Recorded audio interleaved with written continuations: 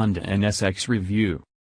Introduction: Design and styling, interior performance, ride and handling, MPG and running costs, verdict, prices and specs.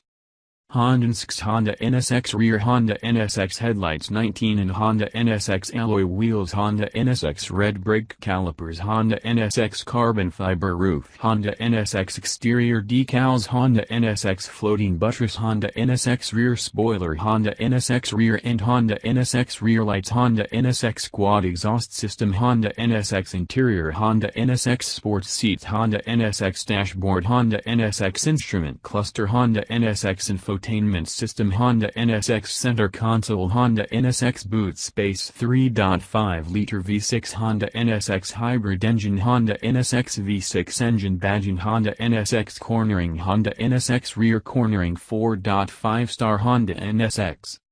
Honda NSX, Honda NSX rear, Honda NSX headlights 19 and Honda NSX alloy wheels, Honda NSX red brake calipers, Honda NSX carbon fiber roof, Honda NSX exterior decals, Honda NSX floating buttress, Honda NSX rear spoiler, Honda NSX rear end, Honda NSX rear lights, Honda NSX quad exhaust system, Honda NSX interior, Honda NSX sports seats, Honda NSX dashboard, Honda NSX instrument cluster, Honda NSX infotainment system, Honda NSX center console, Honda NSX boot space, 3.5-liter V6 Honda NSX hybrid engine, Honda NSX V6 engine badging, Honda NSX cornering, Honda NSX rear cornering, 4.5-star Honda NSX.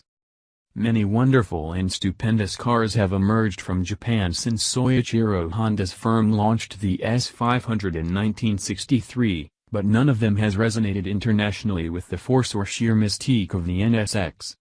Conceived in the mid-1980s, pomp of Honda's, and Japan's, supreme confidence that there was nothing being done in Europe that could not be bettered domestically, the new sports car experimental was inspired by the F-16 fighter jet, built to outmatch a Ferrari 348 and underpinned by a chassis breathed on by Ayrton Senna.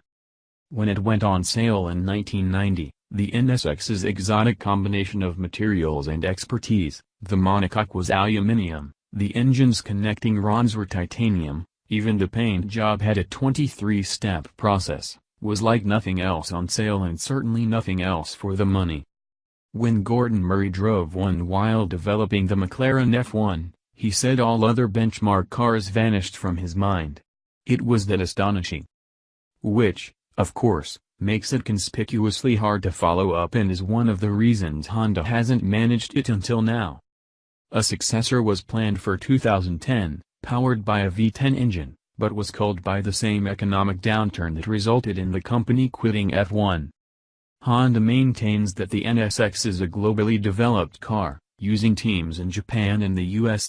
But it's no secret that the primary market for it is North America, where it'll be badged as an Acura and has to act as a halo model for that marque.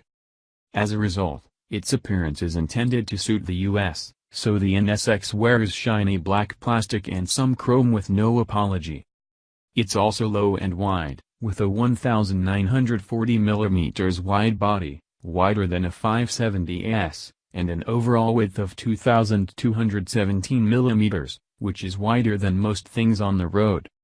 Beneath its shapely body, which is part aluminium and part plastic, lies a mixed material space frame.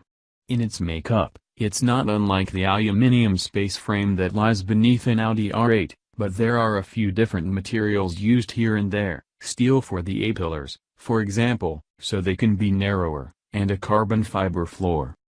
Hung from both ends are aluminium subframes that hold the suspension and powertrain, which itself is rather more complicated than the first NSX of all those years ago.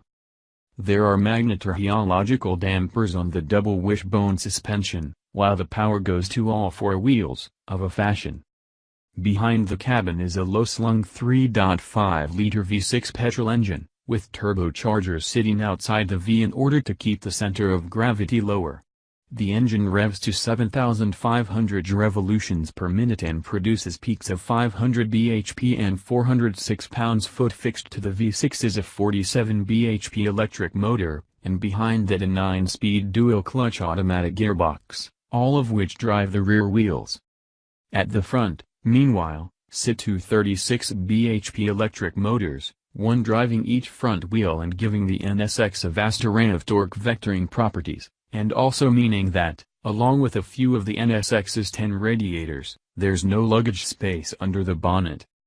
The NSX is a hybrid, then, but you can't plug it in, and don't expect to go very far on electric power alone. The motors are there to boost performance and offer a marginal fuel economy increase. An eco-supercar this isn't. Carbon ceramic brakes are available as an option and were fitted to our test car.